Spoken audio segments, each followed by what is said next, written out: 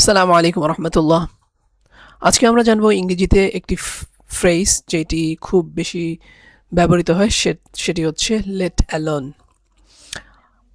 Let alone, যার অর্থ হচ্ছে দূরে থাক বা অসম্ভবতা। যখন এই সেন্টেন্সটি যখন এই ফ্রেজটি কোনো সেন্টেন্সে ব্যবহার করা হয়, তখন মূলত প্রথম কাজটির চেয়ে দ্বিতীয় কাজটি আরও বেশি অসম্ভব এমনটা বুঝায়। যেমন আমরা বাংলায় যদি বলি, বাংলা না, আমরা ইংরেজি সেন্টেন্সটাই দেখি। যেমন হি can't afford a bicycle, let alone car. He can't afford a bicycle, let alone a car. এর অর্থ হচ্ছে যে সে can't afford, সে কিনতে পারে না বা সে অ্যাফোর্ড করতে পারে না এ বাইসাইকেল, একটা সাইকেল, লেট অ্যালোন কার, মানে গাড়ি কেনা তো দূরের কথা। সে একটা সাইকেলই কিনতে পারে না, গাড়ি তো দূরের কথা। দূরে থাক বা দূরের কথা অর্থ প্রকাশ পায়। মানে প্রথম কাজটার চেয়ে দ্বিতীয় কাজটা আরও বেশি অসম্ভব এমনটাই মনে হয়। যে he can't afford a bicycle, let alone a car. সে একটা সাইকেলই কিনতে পারে না, গাড়ি তো দূরে থাক। এরপরে আমরা আরেকটা উদাহরণ দিই, তাহলে আরো ভালো বোঝা যাবে। যেমন she can't cook rice properly, let alone biryani. ওকে, বিরিয়ানি বানান ঠিক আছে না? এর মানে হচ্ছে সে ঠিক মতো ভাতই রান্না করতে পারে না,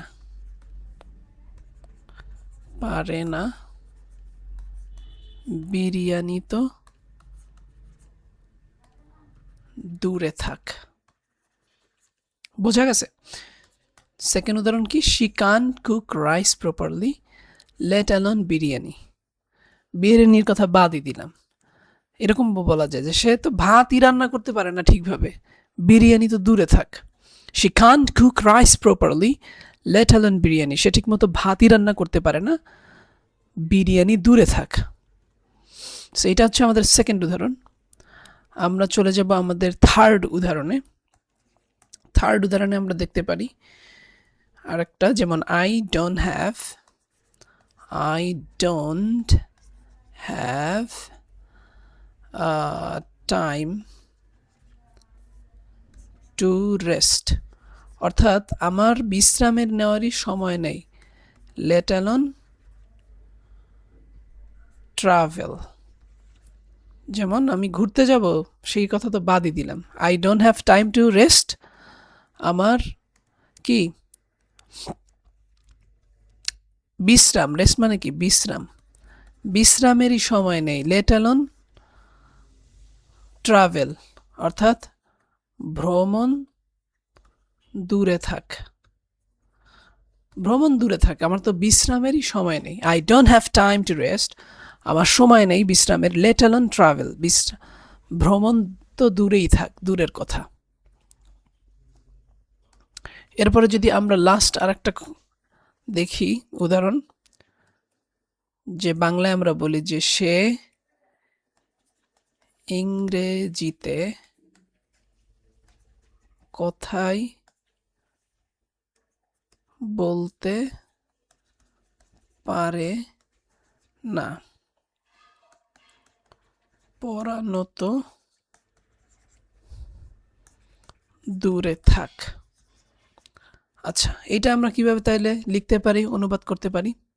যে সে ইংরেজিতে কথাই বলতে পারে না, পড়ানো তো দূরে থাক। তাহলে আমরা এটা কিভাবে লিখতে পারি? যেমন হি পারে না মানে কি? ক্যান নট বা কান্ট। হি কান্ট স্পিক, বলতে পারা মানে কি? Speak. He can't speak English he can't speak English. Let alone, এরপরে দূরে থাক, এটা আসবে, দূরে থাক। লেট অ্যালোন পড়ানো, ইংরেজি কি? Teaching. Let alone teaching it. He can't speak English let alone teaching it. সে ইংরেজিতে কথাই বলতে পারে না, পড়ানো তো দূরে থাক। তাহলে আমরা আজকে জানলাম যে লেট অ্যালোন দ্বারা কি বোঝায়, যে প্রথম কাজটা পারে না কিন্তু দ্বিতীয় কাজটা আরও বেশি অসম্ভব বোঝায়। যেমন প্রথম কাজে না বোধক, সে ইংরেজিতে কথাই বলতে পারে না, মানে সে ইংরেজিতে কথা বলতে পারে না, পড়ানো তো দূরে থাক, মানে এটা আরও অসম্ভব। প্রথম কাজের চেয়েও সেকেন্ড কাজটা যখন আরও অসম্ভব বোঝায়, তখন আমরা কী ইউজ করব? লেট অ্যালোন, অর্থাৎ দূরে থাক বা অসম্ভব। দূরে থাক, দূরের কথা, যেই বাক্যে যেইভাবে আসলে ব্যবহার করা। অথবা বাদই দিলাম, আমরা যদি বলি সে ইংরেজিতে কথাই বলতে পারে না, পড়ানো তো বাদই দিলাম, এরকম আমরা বাংলায় বলে থাকি। সো এটার সেমই ইংরেজি ট্রান্সলেশন হবে যে he can't speak English let alone teaching it. Okay, ধন্যবাদ। এ পর্যন্তই। আমরা নেক্সট ভিডিওতে অন্য কোনো ফ্রেজ নিয়ে কথা বলবো। ভালো থাকেন। আসসালামু আলাইকুম।